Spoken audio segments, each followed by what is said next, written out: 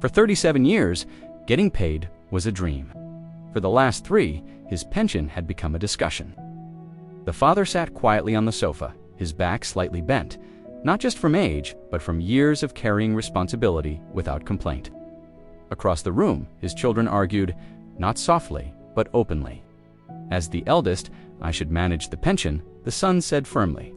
Why? The daughter snapped. You already live in his house. I have children to raise, another added. He stays with you, not me. The word he echoed in the room, as if their father was an object, not the man sitting right there listening.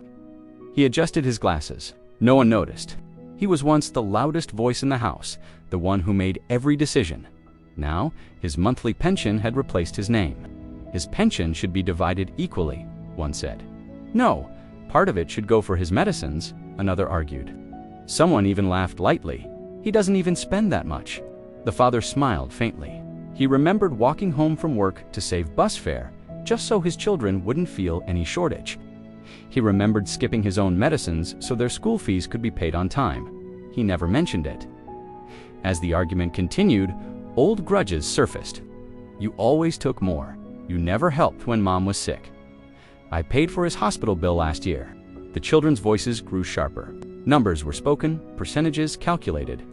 The father watched their lips move, but he heard something else. He heard them asking, how much is he worth now? A cup of tea sat untouched beside him, long since gone cold. At one point, his daughter looked at him and said, Papa, you don't need so much money anyway. The father nodded slowly. Yes, he said softly. I don't. The room fell silent. Not out of respect, but because they were surprised he spoke. I don't need much, he continued calmly. I wake up early, I eat little, I sleep with memories, not comforts. He paused, but I didn't know my pension would become more important than my presence. No one spoke. The eldest son shifted uncomfortably. Papa, we're just planning. The father smiled gently. You planned my education when I was young, he said, looking at each of them. You planned my marriage. You even planned my children. I never planned to become a topic. His voice wasn't angry, and that hurt more. When I was working, he continued, my salary fed this house. Now that I've retired, my pension feeds arguments. His daughter's eyes filled with tears. We didn't mean it like that. The father nodded. Meaning doesn't change impact. He stood up slowly, age showing in the movement.